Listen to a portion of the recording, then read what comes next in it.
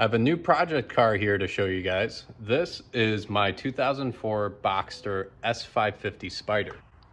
The S550 is a special edition that they did for the last model year of the 986 Boxster.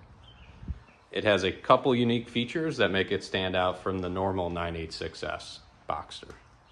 It has 5mm spacers all the way around. It sits slightly lower than the standard Boxster S. It has a unique paint job, GT silver, and a brown interior. I believe you could get different colors and different interior options, but this combination is unique to the special edition. It has a short throw shifter.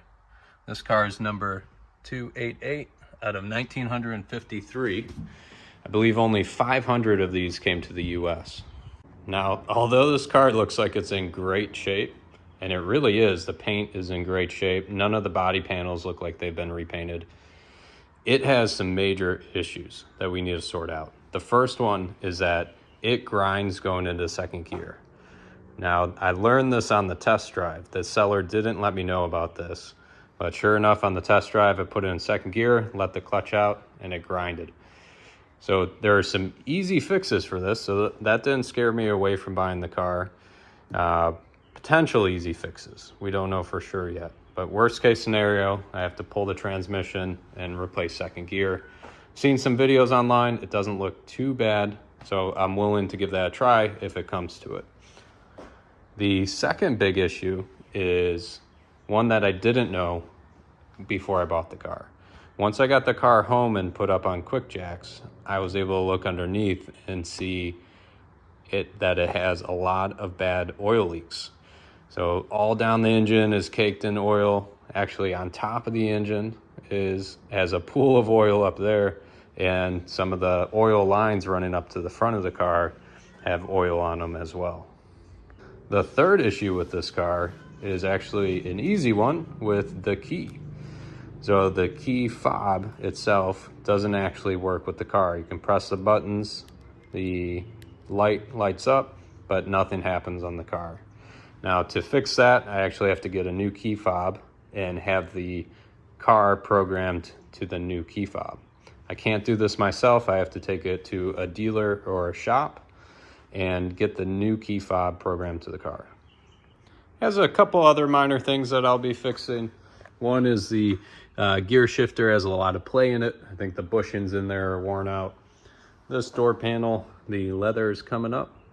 I think I can glue that down, clamp that down. And a couple stone chips up front, nothing too major. Looks like someone pulled into something up here. If you really start looking, you can start to see some of this stuff. But for the mileage and the year, it's really not in bad shape. All right, that's enough negativity. Let's get on to the good stuff. The reasons I bought this car.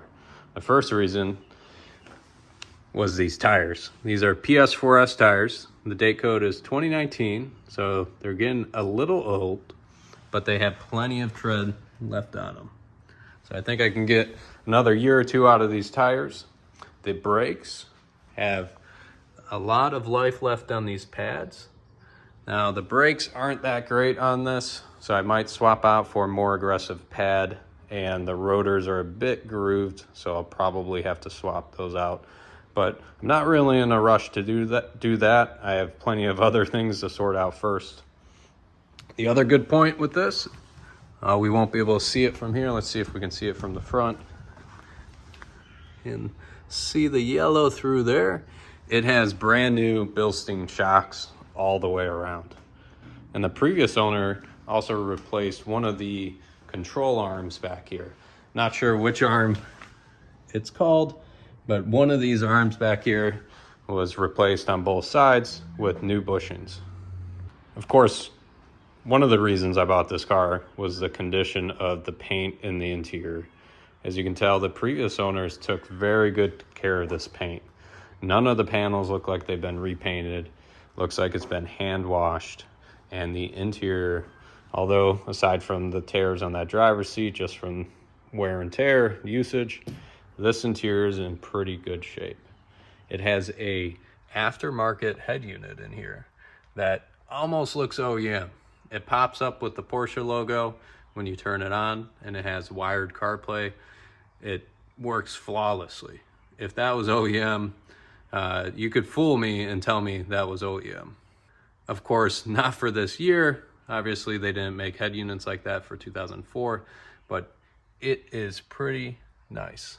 The other thing that sold me on this car was that it's a special edition. It's something unique, something cool, and that it has a bunch of small characteristics that I would want in my 986, likely modifications that I would do if I bought a normal 986, like the spacers.